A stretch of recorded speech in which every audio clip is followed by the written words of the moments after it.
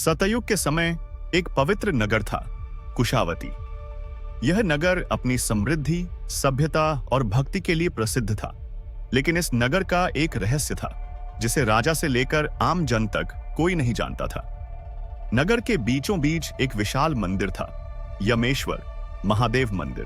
कहते थे कि इस मंदिर के गर्भगृह में एक गुप्त द्वार था, जिसे हजारों वर्षों से किसी ने नहीं खोला था। यह यमलोक का द्वार था। जो भी इसे खोलने की कोशिश करता, वह रहस्यमय तरीके से गायब हो जाता। राजा धर्मकेतु को इस रहस्य की चिंता सताने लगी। नगर में अजीब घटनाएं होने लगी। रात में लोगों की परछाइयां गायब हो जाती, अंधेरे में किसी के फुसफुसाने की आवाजें आती और कई लोग अचानक गायब हो जाते। राजा ने अपने सबसे बहादुर योद्धा सेनापति वीरभद्र और महर्षि सौमित्र को बुलाया। यह रहस्य अब और नहीं चल सकता। हमें इस द्वार का रहस्य जानना ही होगा, राजा ने कहा। महर्षि सौमित्र ने कहा, महाराज, यह द्वार स्वयं यमराज के आदेश से बंद किया गया था। इसे खोलने का अर्थ है मृत्यु का बुलावा देना। राजा धर्मकेतु ने निर्णय लिया कि वे इस रहस्य को सुलझाएंगे, चाहे कुछ भी हो। महर्षि सौमित्र ने एक कथा सुनाई। हजारों वर्ष पूर्व इस नगर में एक तपस्वी ऋषि वामदेव तपस्या कर रहे थे। उनकी तपस्या से प्रसन्न होकर भगवान यमराज ने उन्हें एक दिव्य ज्ञान दिया, एक गुप्त द्वार जो यमलोक से जुड़ा था। लेकिन ऋषि वामदेव ने इस ज्ञान का दुरुपयोग करने की सोची। वे अमरत्व प्राप्त करना चाहते थे।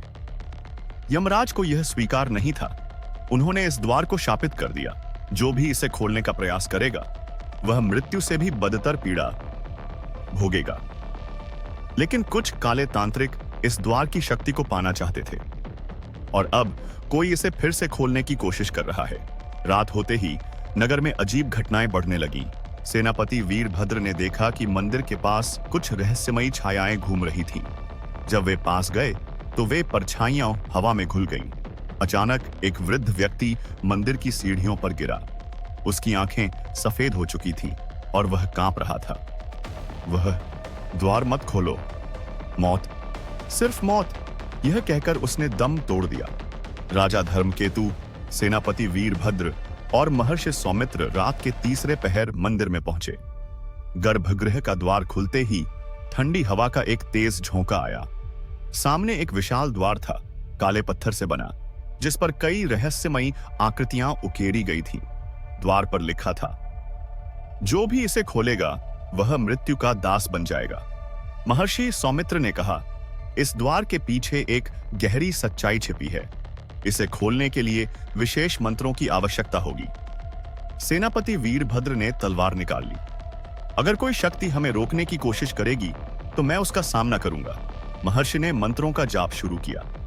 द्वार धीरे धीरे कंपन करने लगा। जैसे ही द्वार खुला, उनके सामने एक गहरा अंधेरा दिखाई दिया।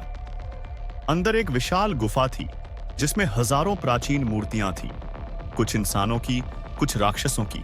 अचानक अंधेरे में से एक काली आकृति उभरी। तुमने द्वार खोल दिया, अब कोई वापस नहीं जा सकता। यह वामदेव की आत्मा थी। वह अभी भी मुक्त नहीं हुआ था। राजा ने पूछा, तुम यहां क्यों हो? वामदेव हंसा, मैंने अमरत्व पाने की कोशिश की थी, लेकिन मुझे इस द्वार का पहरेदार बना दिया गया। अब तुम भी यहां फंस चुके हो। अचानक कई आत्माएं गुफा में घूमने लगीं। वे वेदनाओं से चिल्ला रही थीं। सेनापति वीरभद्र ने तलवार उठाई, लेकिन वामदेव पर कोई प्रभाव नहीं पड़ा। महर्षि सौमित्र ने भगवान यमराज का आह्वान किया। गुफा में एक दिव्य प्रकाश फैला और एक तेज गर्जना हुई। वामदेव, तेरा समय समाप्त हो चुका है। भगवान यमराज प्रकट हुए। वामदेव चीखने लगा, नहीं, मुझे दूसरा अवसर चाहिए। यमराज बोले, जो मृत्यु को हराने की कोशिश करता है, उसे नर्क का सामना करना पड़ता है। एक पल में वामदेव की आत्मा गुफा में समा गई और द्वार अपने आप बंद हो गया। राजा धर्मकेतु ने आदेश दिया कि इस द्वार को सदा के लिए बंद कर दिया जाए। लेकिन एक प्रश्न अब भी बना था, क्या कोई और इसे खोलने की कोशिश करेगा?